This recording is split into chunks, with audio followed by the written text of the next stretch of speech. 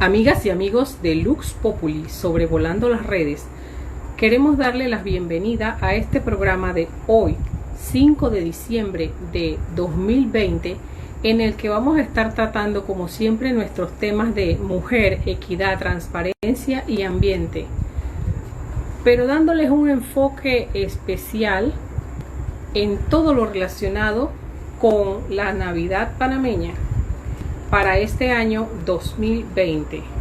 Nosotros sabemos que en Panamá no cae blanca Navidad ni neva, afortunadamente, porque si lo que tenemos que con las lluvias causa lo que causa, Dios no quiera saber qué habría pasado si en nuestras casas, en lugar de acumularse el agua, se acumulase la nieve.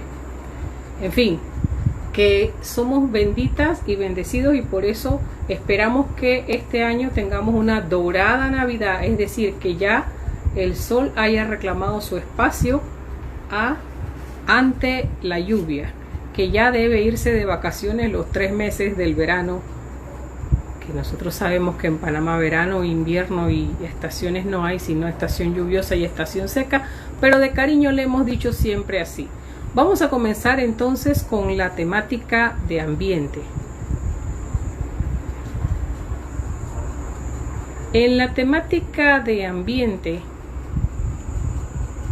tenemos para hoy un comentario que tiene que ver con nuestro anhelo de que entre las cosas que reciba nuestro pueblo para el próximo año sea la revisión de varios programas de estudio y que algunos de ellos se adapten a las realidades que hay que propulsar, sobre todo con los denominados Objetivos de Desarrollo Sostenible, y que incluya, por ejemplo, entre la labor del Ministerio de Educación de la República de Panamá, nuevos bachilleratos o nuevos programas de formación profesional en energía y ambiente.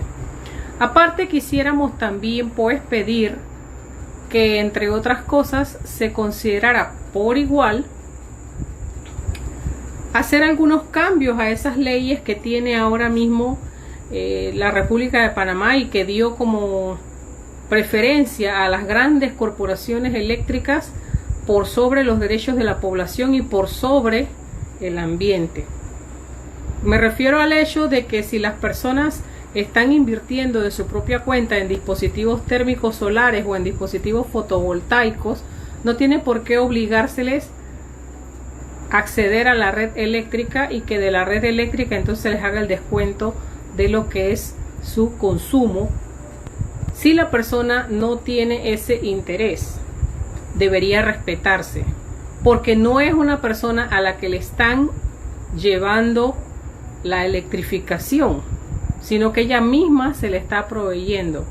Entonces, esto, siendo un recurso, la energía solar, como es un recurso prácticamente gratuito, la fuente primaria de energía, que es una fuente, reacciones nucleares que se dan allá en el sol, no debería ser que se escogiera por nosotros si deseamos integrarnos o no a la red eléctrica en estas condiciones. Nosotros sabemos que existe algún porcentaje todavía del Estado en las compañías eléctricas, entonces debe hacer valer ese derecho, porque ya las personas están pagando sus impuestos, ya sea por consumo o directamente pagan sus impuestos, o digamos de segunda fuente. Cada vez que compran algo están pagando a alguien que con ese dinero paga también impuestos. Entonces debería utilizarse una parte para lo que son nuevos bachilleratos o nueva formación profesional, como hemos dicho, para que la gente pueda tener acceso tanto a hacer libres emprendimientos o trabajar por cuenta propia, que realmente es lo mismo, en lo que es llevar la energía solar u otras formas de energías verdes a que sean de dominio y uso popular. Porque ahora mismo estamos obligados, porque no tenemos de otras posibilidades, que hacer los contratos con las compañías de suministro eléctrico, y encima quedamos en esa condición de que si podemos tener acceso a energía solar por nuestros propios medios, entonces se nos quiere hacer tratar como personas que estamos fuera de ley por no querer integrarnos a la red y se nos quiere pues poner como si fuéramos delincuentes, cuando el delito debe ser que en un país con tanto brillo solar durante todo el año tengamos el kilowatt hora más caro de la región prácticamente. Así es que en este sentido pues queríamos que lo tomáramos en cuenta, que se hagan comisiones de alto nivel o de nivel técnico realmente, para que se puedan reunir las autoridades del Ministerio de Educación con las universidades que tengan capacidad de formar personal para dar este tipo de bachilleratos, prácticas e investigaciones aplicadas. Eso es lo que queremos decir con respecto hoy ambiente. Y ahora en la temática de mujer, porque esta semana las fiestas dicembrinas o la fiesta de diciembre en nuestro país, todas y todos sabemos que comienzan con el Día de la Madre, realmente con el Día del Educador para los que ejercemos la función docente, pero para la gran mayoría que no trabajan en el profesorado, entonces la fiesta de diciembre comienzan con el Día de la Madre. Entre otras cosas, como mujer y como madre, como profesional, me gustaría decir que la labor de madre es una labor importante en las sociedades, pero que debe ser siempre voluntaria. La maternidad debe ser voluntaria, no debe ser impuesta ni por canon, ni por religión, ni por política, ¿sí? Que una mujer sea o no sea madre biológicamente debe ser aspecto voluntario de ella, de más nadie, ¿sí? Eso queremos dejarlo bien asentado. Y ahora entonces darle lo que es nuestro mensaje para el Día de la Madre, que este mensaje lo preparamos hace 2 años, sin embargo me parece que sigue estando vigente en este tiempo. Lo vamos a leer, lo tenemos publicado también en nuestra red personal, Galia Esther Pérez Maita, en el Facebook, y todos ustedes pueden buscarlo allí si les interesa compartirlo con alguien más. Dice así: una vez me pidieron que dijera qué es la maternidad y contesté que es más fácil decir lo que no es la maternidad. La maternidad no es el hecho biológico por medio del cual la hembra de la especie humana reproduce un producto al que transmite su herencia genética, porque eso se le llama progenitura. Y la referida hembra de la especie humana se llamaría la progenitora. La maternidad rebasa esa esfera fisiológica, por compleja y llena de emociones que ésta pueda ser. Vómitos y mareos del primer trimestre, luna de miel con la gestación del segundo y piernas y figura torpe del tercero. Supera el milagro del parto en el que el útero crece en pocas horas de 2 centímetros a 10.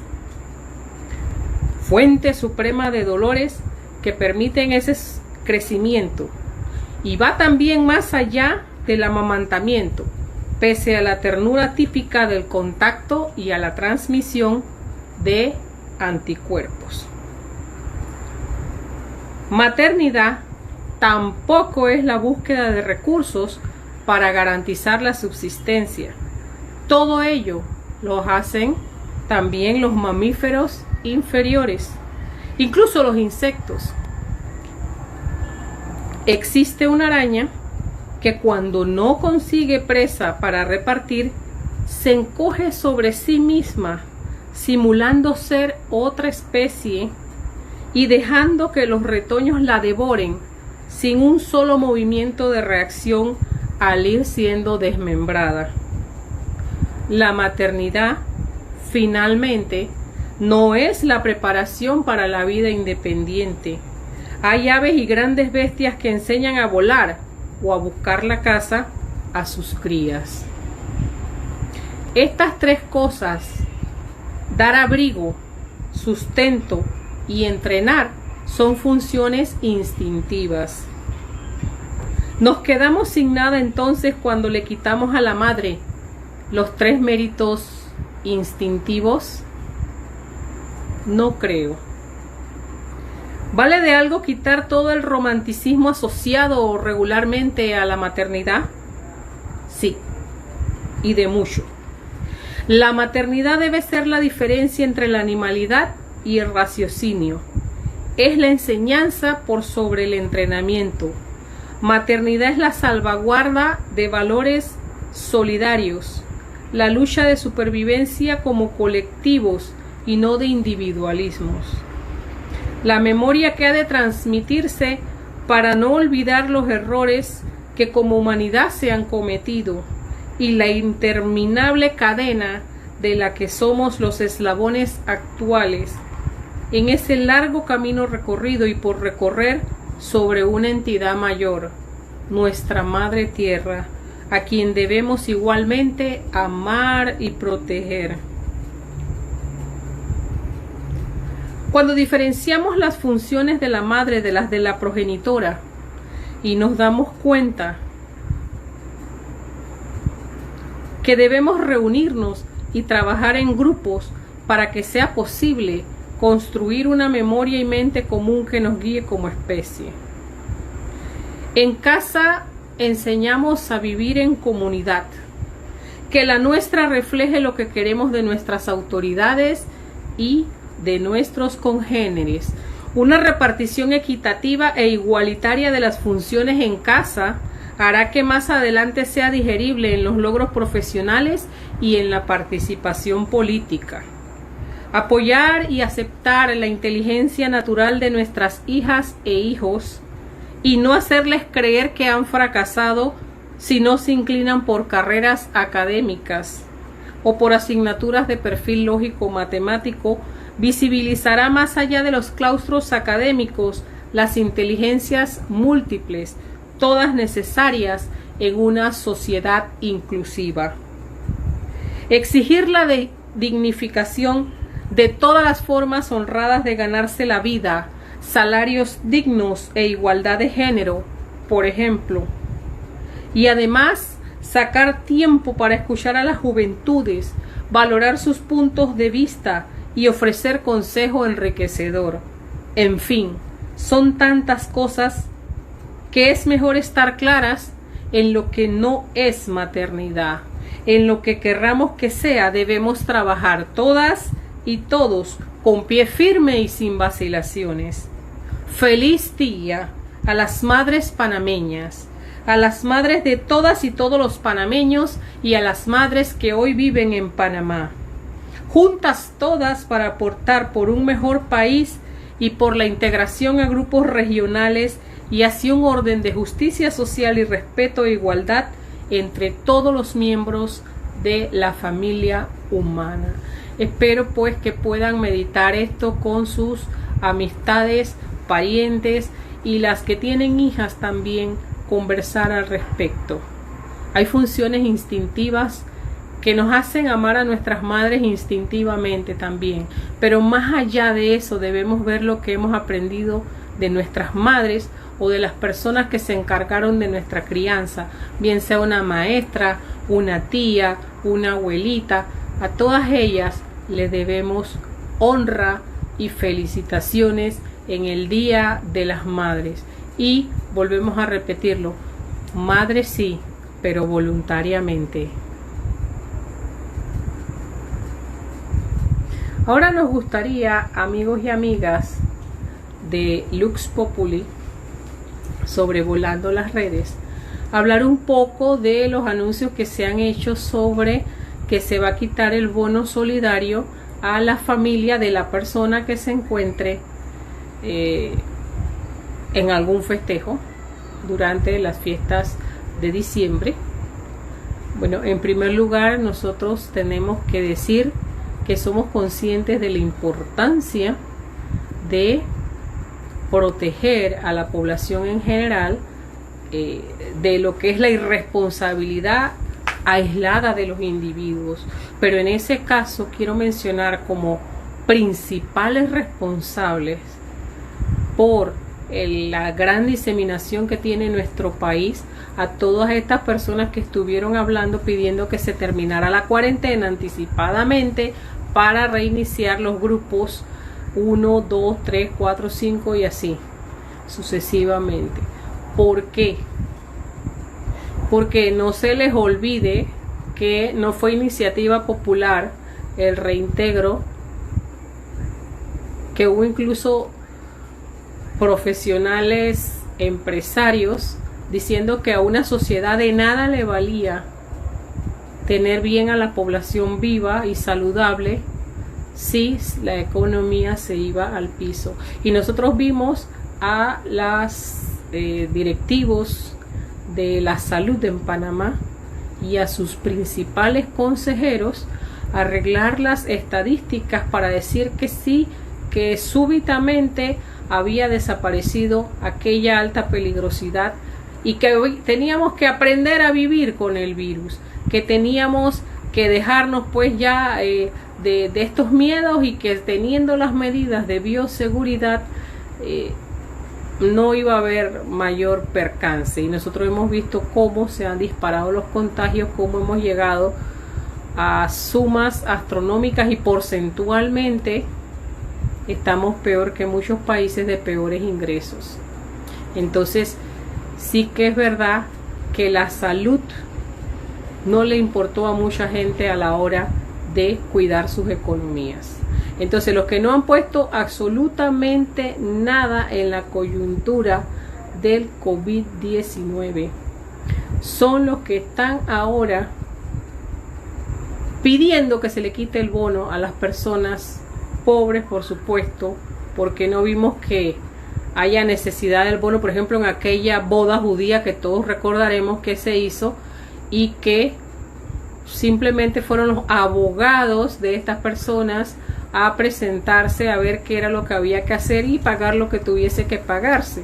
Y estas personas pues fueron una de las primeras que respetaron las cuarentenas o las normativas sanitarias, y Panamá además como país tardó demasiado en tomar estas decisiones sanitarias. Permitió los vuelos prácticamente hasta el mes de abril.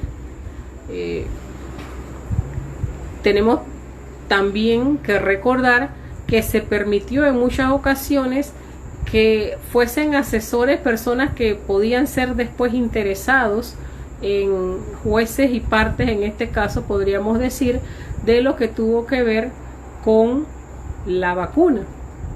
Entonces nosotros no podemos confiar en personas que nos dijeron a nosotros en el carnaval que lo superáramos, que por el carnaval no fue que entró aquí el COVID-19, cuando ya el COVID-19, como su nombre lo indica, ya desde 2019, finales de 2019, se sabía que era otra enfermedad y se sabía sus formas de contagio. Entonces yo lo que quiero que tuviésemos muy en claro todas y todos, que no necesariamente es la persona pobre la que está diseminando el COVID-19, sí es la que está llenando las salas de urgencia, sí es la que está probablemente siendo contagiada con mayor rapidez, pero es porque es la que tiene que ir en el transporte público somalizado de este país. Nos quieren convencer que las personas de subir a buses atestados en los que está circulando, porque los buses que compró Metrobús, y sabemos que los compró a una empresa española, Marco Polo, esos buses son hechos en una región donde hay invierno frío 10 meses al año, 9 o 10 meses al año. Por lo tanto, esos buses no tienen posibilidad de abrir las ventanas para que circule el aire natural. En atención a esto, nosotros tenemos que esos buses con aire acondicionado, que muchas veces no funciona, que está en condiciones ampliamente sanitarias asquerosas, porque a veces usted siente ahí, usted siente el olor a la humedad cuando usted sube a ese bus. Estos buses me quieren convencer que son un estadio más saludable que llegar a un restaurante que tiene sus banquitas afuera por circulación natural. Me quieren convencer de eso, ¿sí? Entonces, claro, ningún empresario quiere perder, obviamente nosotros los trabajadores tampoco, pero entre perder la vida y perder los ingresos, el país, no los empresarios, ellos les importará muy poco, como siempre les ha importado muy poco con la gente. Cuando hubo esclavos les importaba muy poco si el esclavo moría de hambre, de frío, de sed, de necesidad, de extenuamiento, ¿sí? Cuando se pasó al vasallaje, al señor feudal también le valía muy poco las necesidades de sus siervos, ni de las mujeres de sus siervos, muchas de las cuales eran abusadas también. Cuando se pasó cuando se ha ido pasando a otros regímenes, y ahora nos encontramos en los regímenes neoliberales, pues nunca le ha importado a la clase poderosa que los trabajadores que sustentan su éxito financiero pasen o no pasen un buen ambiente. Entonces no nos debe extrañar eso, de hecho siempre ha sido así. Pero lo que sí debe extrañarnos es que cuando el gobierno toma medidas fuertemente, la toma siempre contra los trabajadores, no la toma contra los empresarios. Yo he llegado a muchísimos lugares donde los termómetros, que por cierto yo no sé de dónde los sacan, yo no sé ni siquiera si esos termómetros pasan la aprobación de metrología de la Universidad Tecnológica de Panamá, que tiene su laboratorio de metrología, o si dónde se están haciendo las operaciones de calibración de esos termómetros. Yo he llegado a restaurantes, he llegado a almacenes, he llegado a farmacias, he llegado a supermercados donde prácticamente el termómetro arroja que yo estoy muerta, y yo sé que yo muerta no estoy. Puedo estar cansada y puedo estar extenuada, puedo tener agotamiento y hasta alguna sensibilidad o alguna dolencia física, pero estoy viva, sé que estoy viva, no soy un fantasmita. Pero el termómetro que tienen allí dice que sí. Luego, sí, para los valores de bajas temperaturas el termómetro no tiene fiabilidad, para los de alta tampoco. Entonces quiere decir que esa sensación de bioseguridad que nos quieren dar es una sensación falsa, pero no les importa. Yo no he oído a nadie que diga vamos a ir a vigilar que todos los termómetros estén marcando lo que tienen que marcar. Vamos a hacer operaciones de calibración de los termómetros infrarrojos que tienen en los almacenes, en los restaurantes, en las farmacias de las grandes cadenas. Vamos a hacer eso. Yo no he oído eso. Y eso da una sensación de muy falsa seguridad. Pues las personas piensan que, bueno, si el termómetro dice que yo tengo 36.7, yo estoy bien. Yo estoy bien. Pero resulta que el termómetro también le dice a una persona que sabe que tiene 37, le dice que tiene 35 o le dice que tiene 34,5. Ya estamos entrando en un régimen bien peligroso de que el termómetro no está garantizando nada, solamente está garantizando que pueda estar abierto el local comercial.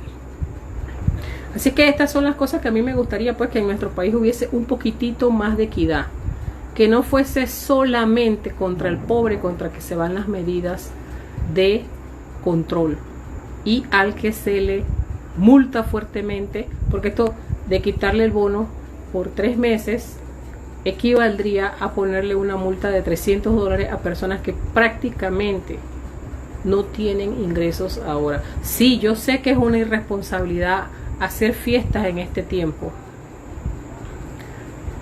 lo sé y lo entiendo, no estoy de acuerdo con que las hagan, pero tampoco estoy de acuerdo con que se olviden que muchas veces es la irresponsabilidad masculina la que participa en este tipo de prácticas, y son los hijos y las mujeres en casa las que estarán cargando con el peso de la irresponsabilidad del varón, gracias a que el gobierno pues toma esa decisión arbitrariamente y sin poner un parangón o una equidad ante la clase poderosa cuando hace cosas igualmente o mayormente peligrosas, como lo que ya he mencionado del termómetro, solo por dar algún ejemplo, ante la situación de desmadre sanitario del COVID-19. Tampoco se dice que se va a perseguir a quienes ya han reintegrado a los trabajadores pero no les quieren hacer contratos y les dicen que pueden seguir cobrando el bono solidario porque ellos le están pagando la mitad o la tercera parte del salario. Eso tampoco lo dicen que lo van a hacer y que lo van a perseguir. Simplemente hablan muy blandamente de la situación como que está ocurriendo. ¿Ves? Así que queremos que lo tengan en cuenta. Y lo último de lo que queremos hablar, pues también no hay de otra manera aquí en este tiempo de pandemia. Prácticamente todo lo que hablemos tendrá que ver con el COVID-19. Casi todo lo que hablemos tendrá que ver con el COVID-19. Y en este caso nosotros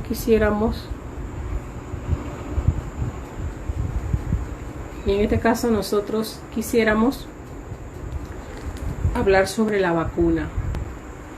La vacuna que todavía no ha llegado y ya se está convirtiendo en un negociado.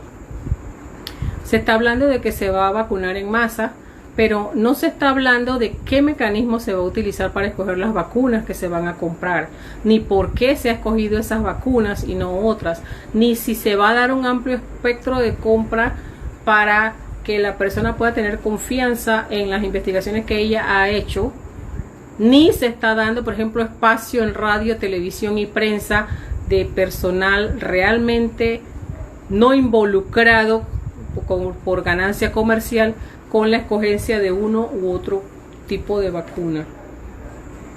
Entonces, nos gustaría que se hablase con mayor transparencia de estas cosas, ¿sí? Nos gustaría que la población supiera, por ejemplo, entre otras cosas, que el vacunarse no implica que el COVID no va a seguir molestando, ni que el no vacunarse implica que deba ser así. ¿Y yo por qué lo digo? Porque las vacunas están saliendo. Esta semana está empezando Rusia con su larga y amplia trayectoria de investigación en este tipo de asuntos de vacunas. Tenemos, por ejemplo, la vacuna de Gamaleya, que es la que esta semana empezó a ponerse al personal de riesgo por estar en el frente, digamos, sanitario, o los educadores, etcétera, etcétera, etcétera. Pues no se ha dicho para nada, en ningún momento se ha explicado cómo se va a comprar la vacuna, a quiénes se va a comprar la vacuna, qué vacunas se van a aceptar, en qué condiciones se van a proteger, que mantenga, que no vaya a pasar lo que pasó con el dietilenglicol, por ejemplo, que no vaya a pasar como pasan a diario en los lotes de la Caja de Seguro Social, que los medicamentos vencen antes de que puedan ver la casa de los cuentavientes de la Caja de Seguro Social, etcétera, etcétera, etcétera. Esos son puntos sobre esa vacuna que nosotros necesitamos saber, necesitamos que se investigue, necesitamos que alguien pregunte. Obviamente por las redes, nosotras y nosotros preguntamos, los que tenemos algunos espacios en las redes, pero claro, tenemos una audiencia limitada, no son medios masivos todavía, pese a que el internet puede ser mundial.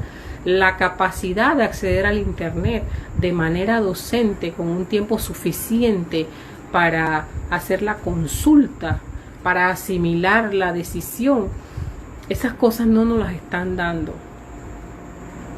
Los espacios son muy limitados, no se nos está consultando lo suficiente, ni el sentimiento del panameño en general, ni el sentimiento de los profesionales en general, que no solamente son dos. Aquí diera la impresión de que solamente hay 2 personas que pueden saber de eso en todo el país, y no es así.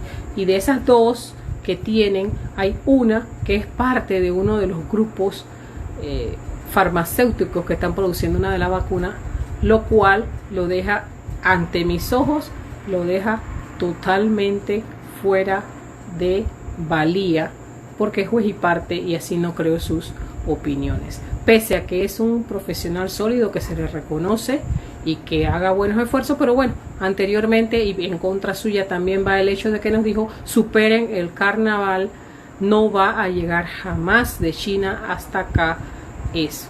Y recordando la gran y milenaria China, sin tener vacuna, controló la infección del COVID-19. Entonces, no es solo la vacuna, hay muchas cosas de más que debemos tratar seriamente entre todas y todos. Muy buenas noches y gracias por compartir Lux Populi.